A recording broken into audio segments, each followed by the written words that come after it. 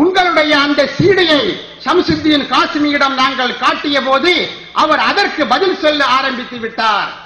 2 மணி நேரத்திற்கு மேலாக நீங்கள் எந்த ஒரு நோக்கத்திற்காக அவரை கொண்டு வந்தீர்களோ அந்த நோக்கத்திற்கு மாற்றமாக அவர் இங்கே பேசும்போது, சுன்னத் வல் ஜமாஅத்துடைய ஆலிம்களை படித்து பேசும்போது ஒரு அரை மணி நேரத்திற்கு பிறகாவது, ஹஸ்ரத் நாங்கள் உங்களை கொண்டு வந்தது இந்த நோக்கத்திற்காக அல்ல, நாங்கள் வேறு நோக்கத்திற்காக கொண்டு வந்தோம், அதை பேசுங்கள் என்று சொல்லக்கூடிய ஒரு தைரியம் இந்த இஸ்லாமிய சகோதரர்களில் யாருக்கும் இல்லையா சகோதரர்களே?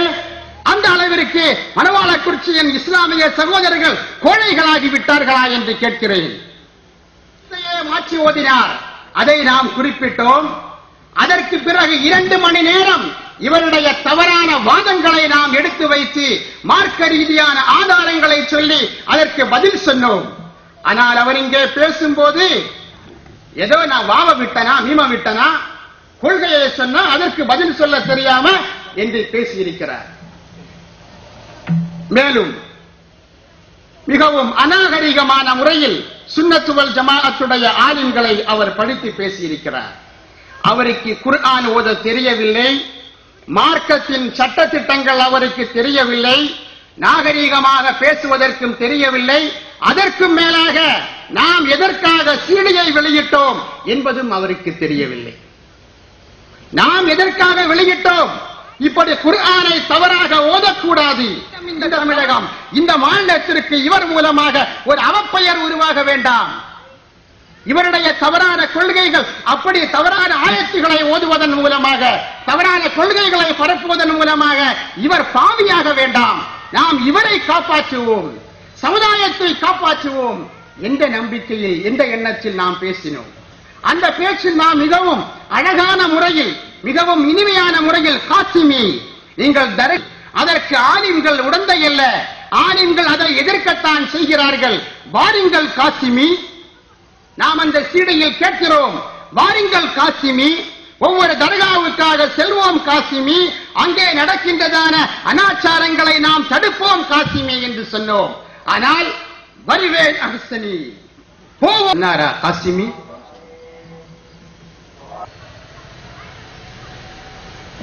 நாம் பணம் வாங்காமல் பேசுகிறோம், இவர்களோ எனக்கு மறுப்பு சொல்லி சீடையை விற்று பணம் சம்பாதிக்கிறார்கள் என்று சொல்கிறார். இப்படி குர்ஆனை தவறாக ஓதுவதற்கு பணம் கொடுக்க வேண்டுமா? இது எவ்வளவு நகைச்சுவையான ஒரு பேச்சு. அவர் குர்ஆனை தவறாக ஓதுவாராம், தவறான முறையில் மார்க்கத்தை விளக்குவாராம், அவருக்கு அவர் பணம் வாங்காமல் அவர் பேசுகிறாராம். இங்கே பேசுகின்ற சுன்னத் வல் ஜமாஅத்துடைய ஆலிம்களும் பணம் வாங்கவில்லை, ஆனால் அவர்கள் தம்பட்டம் அடிப்பதில்லை. இந்த தம்பட்டம் அடிப்பது சுன்னத் வல் ஜமாஅத்துடைய ஆலிம்களுடைய கலாச்சாரம் அல்ல. நாங்கள் சீடையை விற்று லாபம் பெறவில்லை. ஒரு சீடையை தயார் செய்வதற்கு சுமார் 20 ரூபாய் ஆனது. நாம் 10-30 ரூபாய் விலைக்கு சீடைகளை விற்றோம். சில ஊர்களில் நாம் இந்த சீடையை 30 ரூபாய்க்கும் விற்றோம். ஆனால் சீடை 30 ரூபாய்க்கும் விற்ற அந்த எண்ணிக்கையை விடவும் பல மடங்குகள் அதிகமாக தமிழகத்தின் பல பகுதிகளில் மட்டுமல்ல, கர்நாடகாவில் பெங்களூரிலும் கேரளாவில் காலிக்கட்டிலும் இலவசமாக இந்த சீடிகள் கொடுக்கப்பட்டன. நான் போன மாதம் ஊட்டிக்கு சென்ற போது ஒரு சகோதரர் சொன்னார், ஒரு சீடையை ஒரு சகோதரிடம் கொடுத்து இதை பாருங்கள், உங்களுக்கு பிடித்தால் நீங்கள் 100 சீடிகள் அதற்குரிய அதை இலவசமாக கொடுப்பதற்கு நீங்கள் பொறுப்பேற்றுக் கொள்ளுங்கள் என்று சொன்னபோது அவர் சீடையை பார்த்துவிட்டு அவர் அருமையாக இருக்கிறது என்று சொல்லி 100 சீடிகளை இலவசமாக கொடுப்பதற்கு பொறுப்பேற்றார். விற்கப்பட்ட எண்ணிக்கையை விடவும் அதிகமாக இந்த சீடிகள் தமிழகம் எங்கும் இலவசமாக கொடுக்கப்பட்டன என்ற உண்மையையும் காசிமி புரிந்து கொள்ள வேண்டும். காசிமியுடைய சொற்பொழிவு மணவாளக்குறிச்சி என்ற நகரத்திற்குள்ளே ஒதுங்கிவிட்டது. ஆனால் கியாமத் நாள் வரையிலும் காசிமியுடைய உண்மையான முகத்தை தோலுரித்து காட்டுகின்ற இந்த சீடிகள் தமிழகம் எங்கும் உலகம் எங்கும் உலா வந்து கொண்டிருக்கும் என்ற ஒரு எதிர்பார்ப்பை நாம் சொல்லிக் கொள்கிறோம். அன்பான சகோதரர்களே, கடைசியாக நிறைவுக்கு வருகிறேன். மணவாளக்குறிச்சியின் இஸ்லாமிய சகோதரர்களாக இருந்தாலும் தமிழகத்தில் எங்கு வாழுகின்ற இஸ்லாமிய சகோதரர்களும் புரிந்து கொள்ள வேண்டிய ஒரு உண்மையான ஒரு காரியம், அதாவது சில 30 ஆண்டுகளாக தமிழகத்தில் என்ன நடக்கிறது? சமுதாயத்தில் பிரிவினையை உருவாக்கக்கூடிய, சமுதாயத்துடைய அந்த கட்டமைப்பில் இருந்து விலகி பிரிவினைகளை உருவாக்கக்கூடிய, தவறான கருத்துக்களை பரப்பக்கூடிய ஒரு சில பேச்சாளர்களுக்கு முன்னால் இந்த வாலிப சமுதாயம் சென்று கொண்டே இருக்கிறது. ஒரு பேச்சாளர், அவருடைய பேச்சு அழகாக தெரிகிறது, அவருக்கு பின்னால் செல்கிறது. சில வருடங்களில் இவர் மோசமானவர், இவர் தகுதியானவர் அல்ல என்று தெரியும் போது இன்னொரு பேச்சாளருக்கு பின்னால் செல்கிறார்கள். அப்படி பல பேச்சாளர்களுக்கு பின்னால் சென்று அவர்களை புறக்கணித்து விட்டு இப்போது ஒரு ஃபேஷனாக ஷம்சுத்தீன் காசிமிக்கு பின்னால் செல்கிறார்.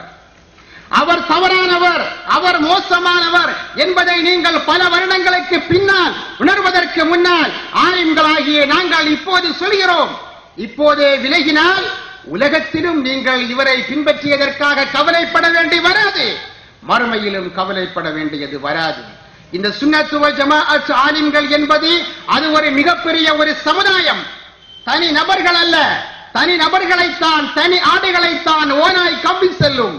அந்த நாயகம் ஸல்லல்லாஹு அலைஹி வஸல்லம் அவர்களுடைய காலகட்டம் முதல் பாரம்பரியமாக வந்து கொண்டிருக்கின்ற அந்த உண்மையான கருத்துக்களை மக்களுக்கு சொல்லக்கூடிய ஒரு ஒப்பற்ற சமுதாயம்.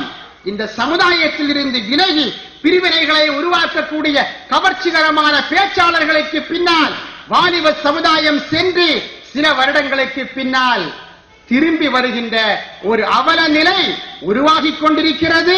இனியும் உருவாக வேண்டாம் என்று சமுதாயத்தோடு, வாலிப சமுதாயத்தோடு பாசத்தோடும் தாழ்மையோடும் கேட்டுக்கொண்டவனாக என்னுடைய துவக்க உரைக்கு முற்றுப்புள்ளி வைக்கிறேன்.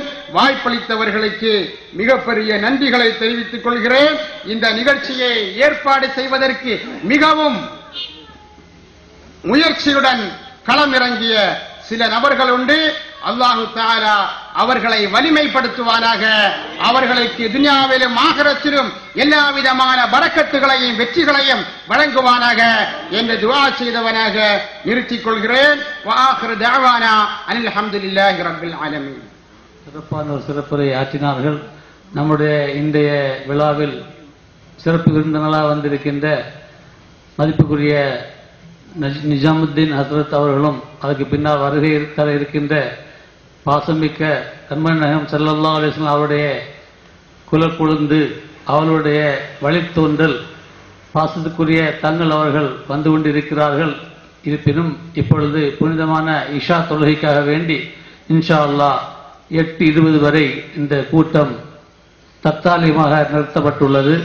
அனைவரும் சென்று தொழுகை நிறைவேற்றிக் கொண்டு இன்ஷா அல்லாஹ் சரியாக 8:20 மணிக்கு மீண்டும் தொடங்க இருக்கின்ற இந்த மார்க்க பேரவையில் கலந்து கொள்ளுமாறு அன்போடு கேட்டுக்கொள்கிறோம். அஸ்ஸலாமு அலைக்கும் வரஹ்மத்துல்லாஹி வபரகாத்துஹு. அல்ஹம்துலில்லாஹி ரப்பில் ஆலமீன். والصلاة والسلام على سيدنا محمد صلى الله عليه وسلم وعلى آله وصحبه أجمعين. مولانا محمدا عبده بالحق ليظهره على الدين كله ولو كره المشركون. أما بعد، أعوذ بالله من الشيطان الرجيم. بسم الله الرحمن الرحيم. واعتصموا بحبل الله جميعا ولا تفرقوا. صدق الله العظيم. وقال سيدنا وحبيبنا محمد صلى الله عليه وسلم: من يعش منكم بعدي فسيرى اختلافا كثيرا فعليكم بسنتي وسنة الخلفاء الراشدين المهديين وعضوا عليها بالنواجذ. يا سيدي يا رسول الله خذ بيدي ما لي سواك ولا ألوي على أحد. إني إذا مسني ضيم يروعني أقول يا سيد السادات يا سندي مولاي صل وسلم دائما أبدا على حبيبك خير الخلق كلهم. கண்ணியத்திற்குரிய இவ்விழாவின் தலைவர் நூருல் அமீன் சாஹிப் அவர்களே, கிராஅத் ஓதிய ஷிஹாபுத்தீன் மஸ்லஹி உஸ்தாத் அவர்களே, வரவேற்புரை நிகழ்த்திய சித்திக் ஆலிம் ஃபைசி அவர்களே, வாழ்த்துரை வழங்கிய தாஜுத்தீன் ஹசனி ஹசரத் அவர்களே, மேடையில் அமர்ந்திருக்கக்கூடிய சங்கைக்குரிய உலமா பெருமக்களே, திட்டுவளையிலிருந்து வந்திருக்கக்கூடிய அப்துல் ரஸாக் ஆலிம் அன்பாயி அவர்களே, மற்றுள்ள சகோதரர்களே, சமுதாய பெரியவர்களே, அஹ்லு சுன்னத்தி வல் ஜமாஅத்துடைய கொள்கைகளை சிறமேற்கொண்டு வாழக்கூடிய பாசத்திற்குரிய வாலிப நெஞ்சங்களே, மாணவ மாணவிகளே, அன்புள்ள தாய்மார்களே, சகோதரிகளே, ஆங்காங்கு இன்று கேட்டுக்கொண்டிருக்கக்கூடிய எனருமை இஸ்லாமிய நண்பர்களே, அல்லாஹ் சுப்ஹானஹு வ தஆலா சத்திய மார்க்கமான அஹ்லு சுன்னத்தி வல் ஜமாஅத்துடைய கொள்கைகளை பேசப்படக்கூடிய இந்த புனிதமான மஜ்லிஸில் நம்மை கொண்டு சேர்த்ததை போன்று நாளை சுவன பூஞ்சோலையில் அஷ்ரஃபுல் ஹல்க் சய்யிதுனா வ ஹபீபுனா முஹம்மதுர் ரசூலுல்லாஹி ஸல்லல்லாஹு அலைஹி வஸல்லம் அவர்களோடு நம்மையும் நம்மை சார்ந்தவர்களையும் அல்லாஹு தஆலா கொண்டு சேர்த்து வைப்பானாக. வாழுகின்ற காலமெல்லாம் அஹ்லு சுன்னத்தி வல் ஜமாஅத்தை பற்றி பிடித்து அதை கெட்டி காத்து வாழக்கூடிய நன்மக்களாக அல்லாஹ் நம்மை ஆக்கி அருள் புரிவானாக. நம்மையும் நம்முடைய சந்ததிகளையும் அல்லாஹ் சுப்ஹானஹு வ தஆலா அந்த உண்மையான மார்க்கத்தில் நிலைபெறச் செய்வானாக. கண்ணியத்திற்குரிய அல்லாஹ்வின் நல்லடியார்களே, நமக்கு அல்லாஹ் வழங்கிய மிகப்பெரிய அருள் கொடை, மிகப்பெரிய நிஅமத், அல்லாஹ் சுப்ஹானஹு வ தஆலா நம்மை இந்த உலகத்தில் முஸ்லிம்களாக அல்லாஹ் வாழ வைத்திருக்கிறான். அந்த நிஅமத் என்பது, அந்த நிஅமத்திற்கு அல்லாஹ் சுப்ஹானஹு வ தஆலாவிற்கு நாம் எவ்வளவு நன்றிகள் செய்தாலும் அந்த நிஅமத்திற்கு ஒருபோதும் அந்த நன்றிகள் ஈடாகாது. அவ்வளவு பெரிய நிஅமத்தை அல்லாஹ் சுப்ஹானஹு வ தஆலா நமக்கு தந்திருக்கிறான். அஷ்ரஃபுல் ஹல்க் சய்யிதுனா முஹம்மதுர் ரசூலுல்லாஹி ஸல்லல்லாஹு அலைஹி வஸல்லம் அவர்களுடைய உம்மத்தாக அல்லாஹு தஆலா நம்மை ஆக்கி சிறப்பித்திருக்கிறான். நபிகள் நாயகம் ஸல்லல்லாஹு அலைஹி வஸல்லம் அவர்கள் இந்த இஸ்லாமிய மார்க்கத்தை மக்கமா நகரில் பிரச்சாரம் செய்கின்ற பொழுது ஏதோ சில நபர்கள் தான் தொடக்கத்தில் இஸ்லாத்தை ஏற்றுக்கொண்டார்கள். கடும் பாடுபட்டு நபிகள் நாயகம் ஸல்லல்லாஹு அலைஹி வஸல்லம் அவர்கள் தன்னுடைய 23 ஆண்டுகால தொடர் பிரச்சாரத்தின் காரணமாக நபிகள் நாயகம் ஸல்லல்லாஹு அலைஹி வஸல்லம் அவர்களுடைய நற்குணத்தை உணர்ந்ததின் காரணமாக மக்கள் சாரையாக இஸ்லாமிய மார்க்கத்திற்கு வந்து கொண்டிருந்தார்கள். கடைசியில் நபிகள் நாயகம் ஸல்லல்லாஹு அலைஹி வஸல்லம் அவர்கள் ஹஜ் செய்ய போகிறார்கள் என்ற செய்தியை கேட்ட சஹாபா பெருமக்கள் உலகத்துடைய நானா பகுதிகளில் இருந்தும் மக்காவை நோக்கி ஹஜ்ஜிற்காக புறப்பட்டார்கள். நபிகள் நாயகம் ஸல்லல்லாஹு அலைஹி வஸல்லம் அவர்கள் ஹஜ்ஜத்துல் வதாஇல் தன்னுடைய இறுதி ஹஜ்ஜிலே அரஃபாத்துடைய பெருவழியில் 1,00,000க்கும் அதிகமான தன் அருமை சஹாபாக்களுடைய முன்னிலையில் ஒரு நீண்ட பிரசங்கத்தை நடத்தினார்கள். கடைசியில் சொன்னார்கள், ஃபல்யுபல்லிஹு ஷாஹிது மின்குமுல் காயிப. என் அருமை சஹாபாக்களே, இங்கே வந்திருப்பவர்கள் என் மூலமாக நீங்கள் இஸ்லாத்தை ஏற்றுக்கொண்டவர்கள், ஆனால் இஸ்லாமிய மார்க்கத்துடைய அந்த சுகந்தத்தை நுகராத கோடிக்கணக்கான மக்கள் உலகெங்கிலும் வாழ்ந்து கொண்டிருக்கிறார்கள். அவர்களுக்கு அந்த இஸ்லாமிய மார்க்கத்தை கொண்டு சேர்க்கக்கூடிய பொறுப்பு உங்களுக்குரியது என்று சொல்லி ஃபல்யுபல்லிகு ஷாஹிது மின்குமுல் காயிப், இங்கு வந்தவர்கள் வராதவர்களுக்கு இந்த செய்தியை சொல்லட்டும் என்பதாக சய்யிதுனா முஹம்மது ரசூலுல்லாஹி ஸல்லல்லாஹு அலைஹி வஸல்லம் அவர்கள் சஹாபாக்களுக்கு கட்டளை பிறப்பித்தார்கள். நபிகள் நாயகம் ஸல்லல்லாஹு அலைஹி வஸல்லம் அவருடைய வாழ்நாளிலே அவர்கள் வாழ்ந்து கொண்டிருக்கின்ற பொழுது இஸ்லாமிய மார்க்கத்தை அறிய பாக்கியம் கிடைத்த நாடுகளில் ஒரு நாடுதான் நம்முடைய பாரத நாடு. நபிகள் நாயகம் ஸல்லல்லாஹு அலைஹி வஸல்லம் சஹாபாக்கள் இந்த இந்தியாவிற்கு வருகை தருகிறார்கள். முதலாக நம்முடைய சமீப மாநிலமாக இருக்கக்கூடிய கேரளாவிற்கு வருகை தருகிறார்கள். நபிகள் நாயகம் ஸல்லல்லாஹு அலைஹி வஸல்லம் அவர்கள் எந்த ஒரு மார்க்கத்தை, எந்த ஒரு இஸ்லாமை, எந்த ஒரு குர்ஆனை, எந்த ஒரு சுன்னத்தை தன் அருமை சஹாபாக்களுக்கு மார்க்கமாக வழியாக கற்றுக் கொடுத்தார்களோ அதே வழியை சஹாபாக்கள் நம்முடைய இந்தியாவிற்கு வருகை தந்து இந்தியா மக்களை அந்த அடிப்படையில் இஸ்லாமியர்களாக வாழச் செய்கிறார்கள்.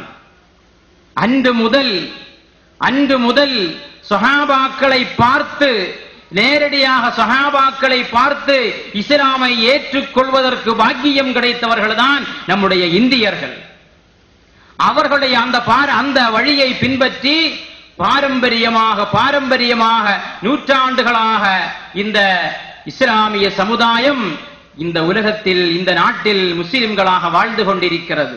சஹாபாக்களுடைய அந்த மார்க்கத்தை பின்பற்றி வாழ்ந்தவர்கள் 1300 ஆண்டுகளாக எந்த விதமான கருத்து வேறுபாடும் இல்லாமல் நபிகள் நாயகம் ஸல்லல்லாஹு அலைஹி வஸல்லம் அவர்கள் சஹாபாக்களுக்கு சொல்லிக் கொடுத்த மார்க்கத்தை சஹாபாக்கள் நம்முடைய முன்னோர்களுக்கு சொல்லிக் கொடுத்தார்கள்.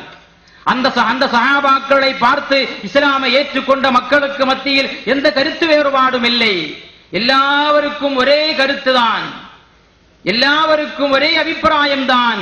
நபிகள் நாயகம் ஸல்லல்லாஹு அலைஹி வஸல்லம் அவர்களும் சஹாபாக்களும் வாழ்ந்த அந்த அஹ்லு சுன்னத்தி வல் ஜமாஅத்தை பின்பற்றிதான் கழிந்த 1300 ஆண்டு காலமாக இஸ்லாமிய உலகம், எதிலும் குறிப்பாக இந்திய நாட்டு மக்கள் ஒற்றுமையோடு வாழ்ந்து கொண்டிருந்தார்கள். அவர்களுக்கு மத்தியில் இயக்கங்கள் தேவைப்படவில்லை, அவர்களுக்கு மத்தியில் கொள்கை கழகங்கள் தேவைப்படவில்லை, அவர்களுக்கு மத்தியில் எந்த விதமான சச்சரவுகளும் இல்லாமல் ஜியாரத்தை சஹாபாக்கள் எப்படி சுன்னத் என்று கற்றுக் கொடுத்தார்களோ அதை அங்கீகரித்து வாழ்ந்து வந்தவர்கள். 4 மதுஹபுகளை பின்பற்ற வேண்டும் என்ற குர்ஆனுடைய ஹதீஸுடைய அந்த ஆழமான கருத்தை புரிந்து 1300 ஆண்டு காலமாக வாழ்ந்து வந்தவர்கள். நபிகள் நாயகம் ஸல்லல்லாஹு அலைஹி வஸல்லம் அவர்கள் இந்த உலகத்தை விட்டும் பிரிந்தாலும் அவர்களுடைய பார்வை இந்த உலகத்தில் இருந்து கொண்டிருக்கிறது, அவருடைய உதவி இந்த உலகத்திற்கு கிடைத்துக் கொண்டிருக்கிறது என்கிற விஷயத்தில் கருத்து வேறுபாடு இல்லாமல், இப்படி ஒவ்வொரு விஷயமாக எடுத்துக்கொண்டாலும் எந்த விஷயத்திலும் கருத்து வேறுபாடு இல்லாமல் முஸ்லிம் சமுதாயம், இஸ்லாமிய உலகம் பாரம்பரியமான அந்த அஹ்லு சுன்னத்தி வல் ஜமாஅத்தை பின்பற்றி வாழ்ந்து கொண்டிருந்த அந்த காலகட்டத்தில் தான் ஒரு 100 வருடங்களுக்கு முன்னால் முஸ்லிம்களை பிரிக்க வேண்டும் என்ற நோக்கத்துடன், முஸ்லிம்களுடைய ஒற்றுமையை குலைக்க வேண்டும் என்ற நோக்கத்துடன், முஸ்லிம்களுடைய நம்பிக்கையை சிதறடிக்க வேண்டும் என்ற நோக்கத்துடன், முஸ்லிம்களை அவர்களை நரகவாதிகளாக ஆக்க வேண்டும் என்ற நோக்கத்துடன் சில சக்திகள் சில விஷக்கிருமிகள் நம்முடைய இந்தியாவிற்கு நுழைய ஆரம்பித்தார்கள். அன்று தொடங்கியதுதான் நாம் இன்று காணுகின்ற கருத்து வேறுபாடுகளும், இன்று நம்முடைய நாடுகளில் காணக்கூடிய சண்டை சச்சரவுகளும் 1300 ஆண்டுகளுக்கு பின்னால் ஏற்பட்டதுதான். அதுவரை முஸ்லிம்களுக்கு மத்தியில் சார்ந்தவங்கன்னு சொல்றோம், யூதர்கள், நசாராக்கள், மற்றுள்ள மதத்தை சார்ந்தவர்கள். இன்னொரு குரூப் இருக்கிறது, தங்களை அஹ்லு சுன்னத்தி வல் ஜமாஅத் என்று சொல்லாதவர்கள். நாங்கள் அஹ்லு சுன்னத்தி வல் ஜமாஅத்தை சார்ந்தவர்கள் அல்ல என்று சொல்லி தங்களை பல பெயர்களில், தௌஹீத் ஜமாஅத் என்ற பெயர்களில், ஜாக் என்ற பெயரில், வேறு பல பெயர்களில் விலா வருகிறார்கள். மூன்றாவது ஒரு கூட்டம் இஸ்லாத்திற்கு மிக சவாலாக இன்று இருந்து கொண்டிருக்கிறது. முதல் கூட்டத்தை விட இரண்டாவது சொன்னவர்களை விட இவர்கள் மிக ஆபத்தானவர்கள். முதலில் சொன்னவர்களை நாம் இனங்கண்டு கொள்ளலாம், இவர்கள் இஸ்லாத்திற்கு அப்பாற்பட்டவர்கள். இரண்டாவது சொன்னவர்களை நாம் இனம் கொண்டு கொள்ளலாம், இவர்கள் தங்களை அஹ்லு சுன்னத்தி வல் ஜமாஅத் என்று சொல்லவில்லை, இவர்களையும் நாம் இனம் கொண்டு கொள்ளலாம். இந்த இரண்டு பேர்களை விட என்ன பயங்கரமா என்ன பேசியிருப்பான் அப்படின்னு சும்மா சீடியை போட்டு பார்த்தா அண்ட பொழுகு. வாயெடுத்தா போய் ஃபர்ஸ்ட்ல இருந்தே தொடங்குறாரு போய், கடைசி வரை அந்த போய் முடியவே இல்லை. திட்டுவடையில அவர் பேசினார். அதுல அவருடைய மெயின் பாயிண்ட் என்ன தெரியுமா? குர்ஆன தப்பு தப்பா ஓதுறது. ஆனா மணாலக்குறிச்சியில ஹதீஸ தப்பு தப்பா ஓதுறது. மணவாளக்குறிச்சியில பயான் பண்ணுகின்ற பொழுது முதலிலே ஒரு விஷயத்தை சொன்னார். என்ன சொன்னார்? நபி ஸல்லல்லாஹு அலைஹி வஸல்லம் அவங்க எல்லாருக்குமே தெரிந்த சம்பவம். என்னது?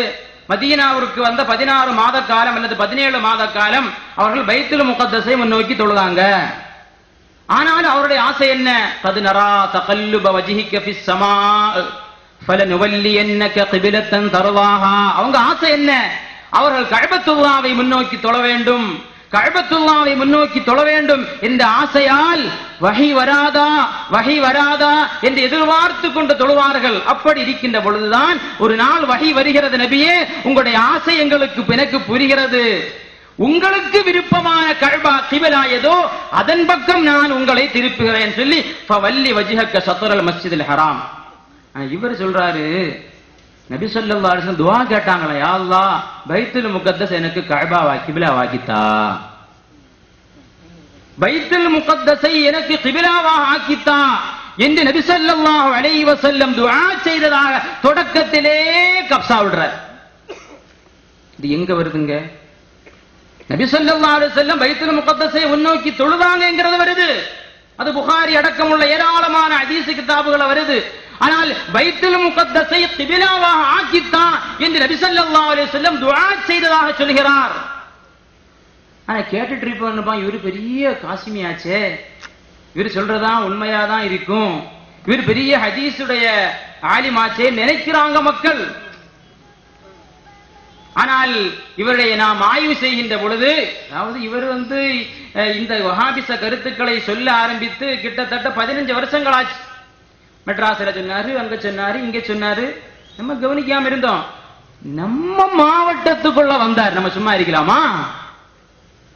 அவர் எங்கெல்லாமோ பேசினார், எத்தனையோ பிரச்சனைகளை உருவாக்கினார், எத்தனையோ ஆலிம் சபைகள் அவரை விலக்கி வைத்தது. ஆனால் குமரி மாவட்டத்தில் அவர் தன்னுடைய நச்சு கருத்தை பரப்ப முற்பட்ட பொழுது குமரி மாவட்டத்துடைய உலமாக்கள் அதை கண்டிப்பதற்கும் அந்த மோசமான கருத்துக்களை எதிர்ப்பதற்கும் கடமைப்பட்டவர்கள். அதனால் தான் திட்டுவிளையில் அவர்கள் பேசிய பொழுது அவர்கள் பேசிய தப்பான வாதங்களை நம்பரிட்டு பதில் சொன்னார்கள். அது தமிழகம் எங்கும் பரவியது. ஆளுக்கு டென்ஷன் ஏறிட்டது. இவர் பெரிய இமாமாக நம்பி இருந்தவர்கள் எல்லாம், என்ன நம்ம அசரத்துக்கு ஆயத்தும் ஓத தெரியாதா, நம்ம அசரத்துக்கு குர்ஆன் ஓத தெரியாதா, அவ்வளவு பெரிய அசரத்துக்கு பின்னாடி நம்ம தொழுறோம் என்று அவரிடமே சென்று கேள்வி கேட்கக்கூடிய ஒரு நிலையை திட்டுவிளை அவர்களுக்கு உருவாக்கி கொடுத்தது. அசரத் அங்க இருக்கிறாங்க, அவர்கள் வயதில் மூத்தவர்கள், ஆனால் நம்மை விட இளைஞராக இருப்பவர்கள். செயல்பாடுகளில் அல்லாஹ் சுப்ஹானஹு வ தஆலா அவர்களுக்கு நீளமான ஆயுளையும் அதற்கு மேலாக ஆரோக்கியத்தையும் அஹ்லு சுன்னத்தி வல் ஜமாஅத்திற்காக வேண்டி ஹித்மத் செய்யக்கூடிய தௌஃபீகையும் அல்லாஹ் சுப்ஹானஹு வ தஆலா கொடுத்தருள் புரிவானாக. இன்னைக்கு அங்க ஒரு நஜிசத்து கூட நடந்துட்டு இருக்குது அசரத் ஊர்ல. ஏன்? போன வாரம் தங்கள் பேசினதுக்கு எஃபெக்ட். விஷவாயு எங்க எல்லாம் கசியுதுன்னு நம்ம கேள்விப்படுறோமோ அங்க எல்லாம் அந்த விஷவாயுகளை விட்டும் மக்களை காப்பாற்ற வேண்டிய பொறுப்புகள் உலமாக்களுக்கு இருக்கிறது. அப்போ பைத்துல் முகத்தஸை எனக்கு கஅபா கிப்லாவாக ஆக்கித்தா யா அல்லாஹ் என்று துஆ கேட்டதாக சொல்கிறார். அவர் ஆதாரத்தை காட்ட கடமைப்பட்டிருக்கிறார். எனக்கு பின்னால் தங்களசரத்து பேசுவாங்க, அவர் என்னென்னலாம் பொய் சொன்னாரோ அந்த பொய்களை எல்லாம் இங்க போட்டு உடைக்க போறார். நம்முடைய இளைஞர்கள் நன்றாக சிந்திக்க வேண்டும். நீங்கள் அவரை ஒரு ஆலிம் என்று எண்ணி எங்களை வழிநடத்துவார் என்று தவறாக எண்ணி அவரை இங்கு கொண்டு வந்தீர்கள். ஆனால் ஆணையிட்டு சொல்கிறேன், அவர் உங்களை அவருடைய பேச்சின் மூலமாக நரகத்தின் பக்கம் மிக சீக்கிரமாக உங்களை கொண்டு சென்று கொண்டிருக்கிறார்கள்.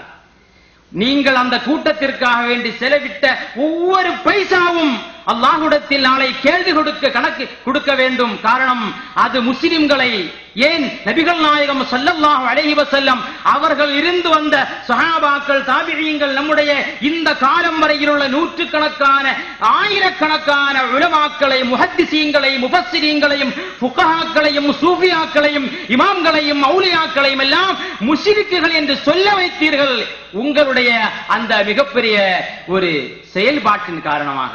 அதனால் இப்படிப்பட்ட தவறான கொள்கைகளை பேசக்கூடிய அறிஞர் என்று நீங்கள் நம்பி வைத்திருக்கக்கூடியவர்களை நீங்கள் தயவு செய்து இங்கே கொண்டு வந்து உங்களுடைய ஊரையும் உங்களுடைய மனதையும் உங்களுடைய ஈமானையும் நீங்கள் மாசுபடுத்த வேண்டாம் என்று நான் சொல்லிக் கொள்கிறேன். அல்ஹம்து என்கிற வார்த்தையின் அர்த்தம் எல்லா புகழும். இப்ப அதே அர்த்தத்திற்குரிய வேற வார்த்தையை ஓதலாமா? நம்ம ஓதுவது ஹராம். இவர் சொல்கிறார் மாவும் லாவும் ஒரே அர்த்தம் தான், அதனால மாவுக்கு பதிலாக லா ஓதுனா தப்பில்ல. இவர் எப்படிங்க மக்களுக்கு மார்க்கத்தை சொல்லுவார்? இவர் எப்படி இளைஞர்களை நேர்வழிப்படுத்துவார்? ஒரு ஆரம்ப பாடத்தை கூட தெரியாதவர்களாக இவர்கள் இருக்கின்ற பொழுது நம்முடைய தமிழக மக்களுக்கு எப்படி இவங்க சன்மார்க்கத்தை போதிக்க முடியும்? அதாவது எல்லாரும் விளங்கிக் கொள்ள வேண்டும் அந்த விஷயத்தை. குர்ஆன்ல ஒரு எழுத்து வருகிறது என்று சொன்னால் அந்த எழுத்திற்கு அதே அர்த்தமுடைய இன்னொரு எழுத்து இருந்தாலும் அந்த எழுத்தை பயன்படுத்துவது கூடாது. இது எல்லோருக்கும் தெரிந்த சட்டம். இது உலகம் முழுவதும் அங்கீகரித்த சட்டம். எல்லா முஃபஸ்ஸிரீன்களும் முஹத்திஸீன்களும் எழுதி வைத்த சட்டம். எந்த அளவுக்கு தெரியுமா? நபிகள் நாயகம் ஸல்லல்லாஹு அலைஹி வஸல்லம் அவர்கள் ஒரு சஹாபிக்கு ஒரு துஆவை சொல்லி கொடுக்கறாங்க. அந்த துஆவில் நபி ஸல்லல்லாஹு அலைஹி வஸல்லம் நபி என்று சொல்றாங்க, அந்த சஹாபி அதுக்கு பதிலாக ரசூல் என்று சொல்றாங்க. ஸல்லல்லாஹு அலைஹி வஸல்லம் திருத்தி கொடுக்கறாங்க, ரசூல் என்று சொல்ல, நான் சொல்லி தந்தது மாதிரி சொல்லு, நான் சொல்லி தந்தது மாதிரி சொல்லு என்று நபி ஸல்லல்லாஹு அலைஹி வஸல்லம் சொல்லிக் கொடுத்த வார்த்தையே அதேபடி சொல்றாங்க. இது ஹதீஸில், இது ஹதீஸில், ஹதீஸை விட உயர்ந்தது குர்ஆன். அந்த குர்ஆனில் ஒரு எழுத்து வருகிறது என்று சொன்னால், ஒரு வார்த்தை வருகிறது என்று சொன்னால், அந்த வார்த்தைக்கு பதிலாக அதே அர்த்தமுடையதாக இருந்தாலும் சரி இன்னொரு வார்த்தையை உபயோகிப்பது ஹராம் என்றுள்ள அந்த சட்டத்தை கூட அறியாதவராக ஒரு மக்கா மஸ்ஜித் இமாமா. ஏது மக்கா? நம்ம இந்த பள்ளிக்கு மக்கான்னு பேர் போடலாமே, மனாவரிச்சி பள்ளிக்கு மக்கா பள்ளின்னு போடலாம் இல்லையா? கேட்கறவங்க நினைப்பாங்க ஏதோ கஅபத்துல்லாஹ்ல மக்காவுல கூலி இங்க கிடைக்கும் சொல்லிட்டு. அப்ப அன மதீனத்துல் இல்மி வ அலியும் பாபுஹா என்கிற ஆதாரபூர்வமான ஹதீஸை இவர் இங்கே வந்து சொன்னது என்ன தெரியுமா? என்னது? பச்சை பொய். இது ஷியாக்களால் இட்டு கட்டப்பட்ட ஹதீஸ். எந்த ஹதீஸ? முஹத்திஸீன்கள் எல்லாம் இது ஆதாரபூர்வமான ஹதீஸ் என்று திட்டவட்டமாக சொல்லி இருக்கிறார்கள். இவர் தானே சொல்றாரா இல்லையா? முஹத்திஸீன்கள் எழுதி வச்சுட்டாங்க, நம்ம சொல்ல வேண்டிய அவசியம் இல்லைன்னு சொல்லிட்டு முஹத்திஸீன்கள் எழுதி வச்சதை பார்க்கணுமா இல்லையா? எங்க நேரம், எங்க நேரம்? பொய் சொல்லுக்கே நேரம் இல்ல. முஹத்திஸீன்கள் எழுதின எங்க போய் பார்க்க முடியும்? இந்த கிதாப் இமாம் சுயூத்தி ரலியல்லாஹு அன்ஹு எழுதின கிதாப் அத்-துரருல் முன்தஸரா ஃபில் அஹாதீஸில் முஸ்தஹிரா என்கிற ஹதீஸ் கிதாப் எடுத்த உடனே தான் வரும். இந்த கிதாபில பொதுவாக மக்கள் எல்லாம் சொல்லக்கூடிய ஹதீஸ்களை அந்த எந்த கிதாபில வருது என்று நினைச்சுவாங்க, அவங்க குறிப்பிட்டு பேசுவாங்க. அதுல ஹதீஸ் அன மதீனத்துல் இல்மி வ அலியும் பாபுஹா என்ற ஹதீஸை சொல்லிட்டு சொல்றாங்க. நிறைய இமாம்களுடைய கருத்துக்கள் எல்லாம் சொல்லி கடைசியில சொல்றாங்க வகாலல் ஹாஃபில் அபூ சயீதுல் அலாஇ என்றுள்ள ஹாஃபில். ஹாஃபில்னு சொன்னா நம்ம ஊர்ல சொல்லக்கூடிய ஹாஃபில் இல்ல. நம்ம ஊர்ல சாதாரண ஹாஃபில் என்ன சொல்லுவாங்க? 30 இசு மனப்பாடமாக்குனா அவ்வளவு ஹாஃபில். இந்த ஹாஃபில் அந்த ஹாஃபில் இல்ல. 1,00,000 ஹதீஸ் மனப்பாடமாக்கியவர்கள் தான் முஹத்திஸீன்கள் ஹாஃபில்னு சொல்லுவாங்க. அந்த ஹாஃபிதுல் அலாஇ என்று சொல்லக்கூடிய 1,00,000 ஹதீஸை மனப்பாடமாக்கிய பெரிய முஹத்திஸ் சொல்றாங்க அஸ்ஸவாப், மிகச் சரியான கருத்து, அன்னஹு ஹஸன், இந்த ஹதீஸ் ஆதாரபூர்வமான ஹஸன் என்கிற வகையை சார்ந்தது. இது அவங்க மட்டும் சொல்லல. குல்து இமாம் சுயூத்தி ரலியல்லாஹு அன்ஹு சொல்றாங்க குல்து நான் சொல்றேன் வகதா கால ஷைகுல் இஸ்லாம் இப்னு ஹஜர். அந்த காசிமி பேசும்போது சொன்னாரு, இப்னு ஹஜர் அஸ்கலானி பெரிய இமாம் சொல்றாங்க இல்ல, அந்த இமாம் சொல்றாங்க ஷைகுல் இஸ்லாம் இப்னு ஹஜர் அவங்களும் இந்த அன மதீனத்துல் இல்மி வ அலியும் பாபுஹா என்கிற ஹதீஸை பற்றி ஆதாரபூர்வமான ஹதீஸ் என்று சொல்றாங்க என்று இமாம் சுயூத்தி ரலியல்லாஹு அன்ஹு அவர்கள் தன்னுடைய அத்-துரருல் முன்தஸரா ஃபில் அஹாதீஸில் முஸ்தஹிரா என்கிற கிதாபுடைய 51வது பக்கத்துல சொல்றாங்க. இந்த கிதாபெல்லாம் காசிமிக்கு பழக்கம் இருக்காது. காரணம் அவர் ஒரு கட்டத்துல டிவியில பேசினாரு, கொஞ்சம் காமெடி எல்லாம் சொல்லி அப்படி இப்படின்னு சொல்லிட்டு உள்ளதும் இல்லாததும் பொய்யும் போய் பொருட்டும் எல்லாத்தையும் சொல்லி பேசின உடனே கொஞ்சம் இளைஞர்களுக்கு இது கவர்ச்சியா தெரிஞ்சது. அவருக்கு பின்னாடி போனாங்க, அவரும் ஆலிமாயிட்டார். இப்ப நீங்களும் நாளைக்கு இது மாதிரி டிவியில பேசி அப்படி பேசி இப்படி பேசி நாடகத்தை காட்டி இவருடைய பேச்சுல என்ன எல்லாம் சொல்றாரு, நமக்கு எல்லாம் கேள்விப்படையில. அந்த தர்கால அந்த நடிகை வந்தா, இந்த தர்கால இந்த நடிகை வந்தா, நடிகைக்கு பேரெல்லாம் அப்படி அடுக்கடுக்கா சொல்றாரு. நம்ம எத்தனையோ தர்காக்களுக்கு ஜியாரத்துக்கு போயிருக்கிறோம், நடிகைகளை நம்ம பார்த்ததில்லை. இவர் எங்க எல்லாம் நடிகைகள் வராங்களோ அங்க பார்த்து போறாரு.